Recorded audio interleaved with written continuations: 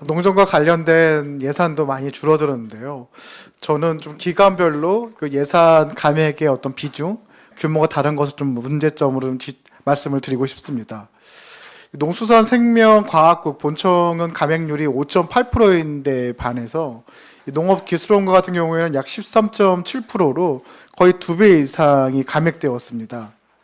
근데 어떻게 보면은 이 본청은 이제 어떤 행정과 정책을 맡고 있다고 하면은 이 농업기술원은 어쩌면 연구 또는 더 직접적인 농업인과 그 관계를 맺으면서 실제로 기술의 이전이라든지 작목에 대한 기술 생산을 확대하는 일을 하고 있는데, 이처럼 급격하게 13.7%로 삭감하는 것은 이런 연구 기능과 현장의 기능을 오히려 낮출 수 있을 거라는 우려가 클 수밖에 없는데요. 그 기술원 원장님 생각은 어떠신지요? 농업기술원장 성재훈입니다. 의원님 말씀에 동의합니다. 특히나 몇 개 사업을 좀 말씀드리겠습니다. 첫 번째는 그 미래에 이제 그 트렌드를 좀 적용할 수 있는 그 도시농업 활성화 지원 사업인데요. 도시농업은 사실 굉장히 많이 다루어지고 있는 내용입니다. 이미 도시화가 급격하게 증가하는 이 경기도와 같은 경우에서는 이 도시민들이 농업에 대한 이해를 키워야 나간 이해도에서도 필요하고요. 또 도시 안에서의 여러 작은 공간들, 뭐 아파트라든지 학교를 활용해서 도시 농업을 확대할 필요성이 굉장히 큽니다. 그에 따라서 저는 경기도가 지금까지 지속적으로 도시 농업과 관련된 자격증이라든지 또 교육을 확대해 나가는 걸로 알고 있었는데, 이번에 이렇게 감액을 하게 된다면은 또 그동안의 노력들이 오히려 또 감토되는 게 아닌가라는 우려를 가질 수밖에 없는데, 이에 대한 원장님 생각은 어떠신지요? 그 부분 또한 의원님 말씀에 적극 공감을 할 수밖에 없습니다. 지금 도시농업 연구를 최근 들어서 한 5년 정도 제가 계속 해왔는데, 이번에 갑자기 예산이 중단이 되는 바람에 그게 그동안의 연구 성과가 파급이 안 되고 그냥 묻혀지게 생겼습니다. 그게 또 반려식물 같은 것도 더 확대를 해야 하는데 그런 연구가 안 돼서 많이 안타깝게 생각하고 있습니다. 네, 반려식물도 사실 말씀드리고 싶었습니다. 최근에 이제 1인 가구도 증가하고 이 반려식물에 대한 관심이 높아지고 있고, 또 최근에 기술원에서는 이제 토종 작물을 가지고 반려식물로 활용하는 방안도 적극적으로 연구 중으로 알고 있는데, 네. 이런 예산들이 감액되면은 저는 앞으로 좋은 시장도 만들어지고 또 인식 개선에서도 의미 있는 이런 사업들이 위축되지 않을까라는 우려를 가지고 있습니다. 네.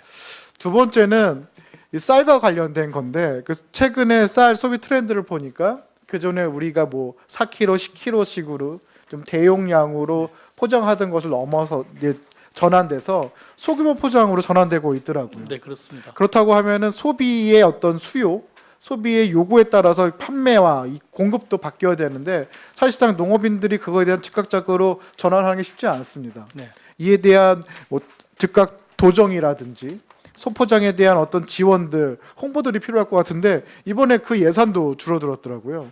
이렇게 되면 시장의 변화를 또 따라가지 못하는 농업의 환경이 만들어지지 않을까라는 또 우려를 가지게 됩니다. 네, 작년에 저희가 소포장 사업을 처음 시도를 한번 해봤는데 반응이 매우 좋습니다.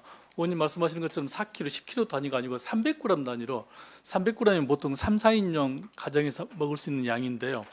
그렇게 해보니까 아주 반응이 좋아가지고 내년에도 그 사업을 지속적으로 한 2개소에서 이렇게 시범 사업을 하고자 하는데, 죄송합니다만 그 예산도 좀 확보하지 못해가지고 의원님 말씀하신 것처럼 소비자 그 트렌드를 따라가지 못하는, 그러고 있습니다.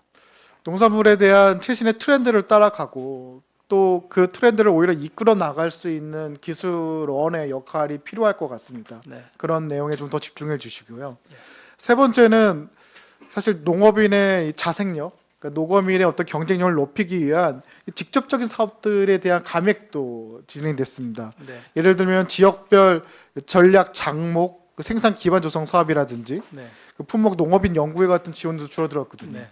어떻게 보면은 각 지역마다 특수한 작물들이 있고 그 작물들을 연구회라든지 이러한 생산 기반을 통해서 서로에 대한 기술도 전수되고 발전해 나가는 과정들이거든요. 네.